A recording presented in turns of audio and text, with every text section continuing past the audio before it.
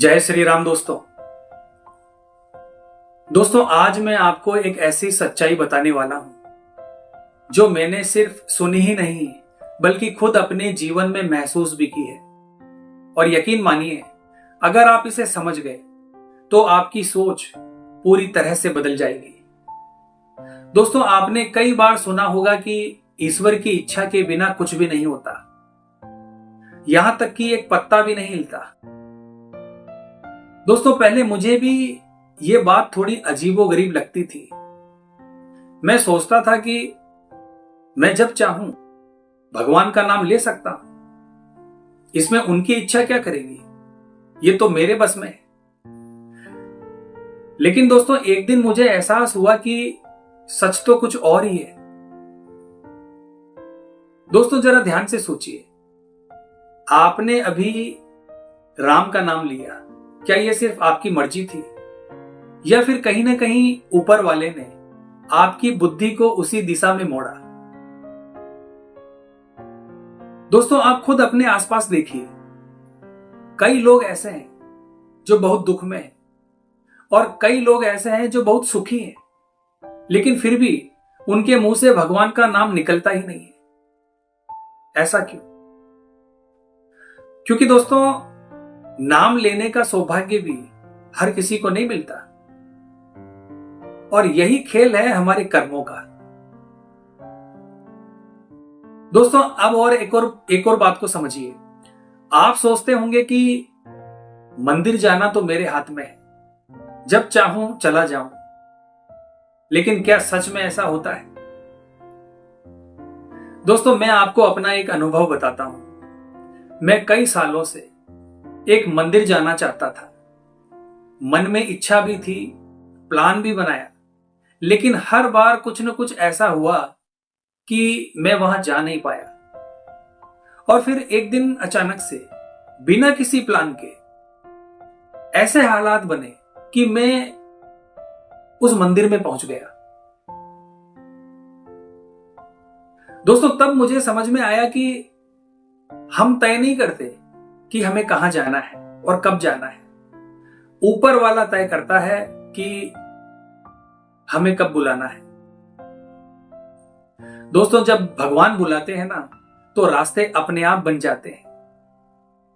कोई इंसान मिलता है, कोई अचानक से प्लान बनता है, और आप सोचते रह जाते हो ये हुआ कैसे।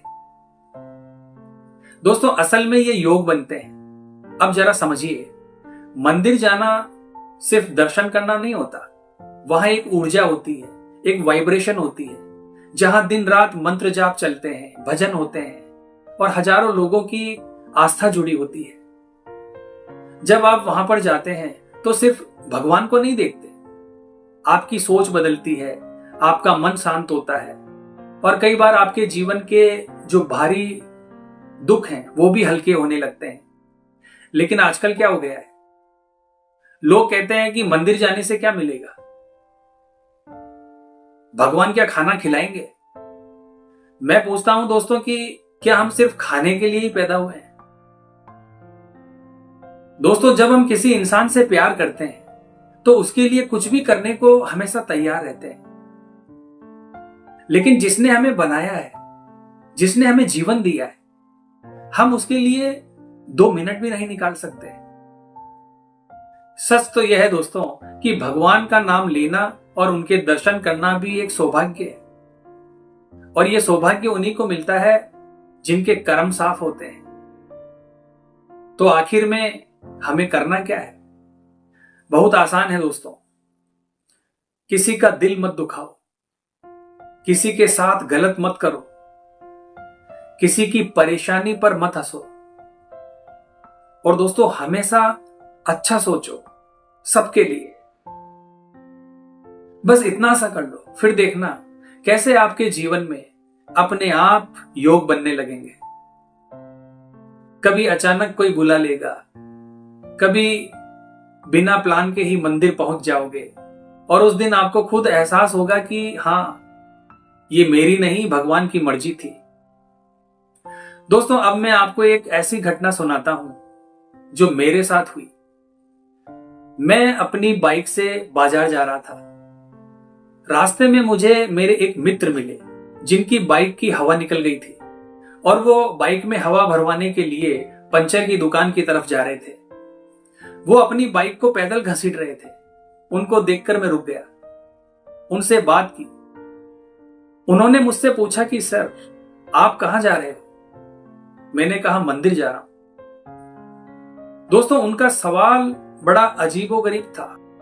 उन्होंने कहा, सर आप ही तो कहते हैं कि भगवान कण कण में है, फिर मंदिर जाने की क्या जरूरत है? दोस्तों, सवाल बड़ा सोचने वाला था। मैंने उनसे कहा, आप कहां जा रहे हो? उन्होंने कहा, मेरी बाइक की शायद हवा निकल गई है, मुझे इसमें हवा भरवानी है, इसीलिए मैं पंचर की दुकान की तरफ जा रहा हूं। मैंने उनसे कहा, श्रीमान, हवा तो चारों तरफ है, आप यहां भी तो बाइक में हवा भर सकते हो। पंचर वाले की दुकान पर जाने की आपको क्या जरूरत है? दोस्तों, मेरी ये बात सुनकर उनका चेहरा देखने लायक था। मैंने उनसे कहा, भगवान कण कण में मौजूद हैं, ये बात सत्य है, लेकिन मंदिर उनका एक ऐसा स्थान है जहां सकारात्मक ऊर्जा निवास करती है, जहां जाने से मन हल्का होता है, जहां जाने से दुख दूर होते हैं, जहां जाने से व्यक्ति का आत्मविश्वास बढ़ता है, व्यक्ति को हिम्मत मिलती है, सहारा मिलता है और ईश्वर का आशीर्वाद प्राप्त होता है। ठीक वैसे ही हवा चारों तरफ है, लेकिन आप अपनी बाइक में हवा नहीं भर सकते। आपको इसके लिए जो निश्चित स्थान बनाया गया है, पंचर की दुकान, वहीं पर जाना पड़ेगा। इसी प्रकार से दोस्तों मंदिर बनाए गए। दोस्तों, मेरी बात सुनने के बाद मेरे मित्र मेरे सामने नतमस्तक हो गए। इसलिए दोस्तों, जीवन में सुख आए या दुख, घबराने की जरूरत नहीं है। जिसने आपको पैदा किया है उसने सब कुछ सोच रखा है आपके लिए। बस उन पर आस्था और विश्वास बनाए रखें और हमेशा उन्हें याद करें और अच्छे कर्म करें, किसी को दुख ना दें। आपकी हर परेशानी, हर तकलीफ दूर हो जाएगी। विश्वास रखिए दोस्तों। तो आज की वीडियो में बस इतना ही दोस्तों, अगर आपके साथ भी कभी ऐसा हुआ है तो कमेंट बॉक्स में जरूर बताना, और वीडियो अच्छा लगा हो तो वीडियो को लाइक और शेयर जरूर करना, और ऐसे ही गहरे सत्य जानने के लिए हमारे चैनल को सब्सक्राइब करना। तो मिलते हैं दोस्तों इसी प्रकार की अगली वीडियो के माध्यम से। जय श्री राम, जय श्री कृष्णा।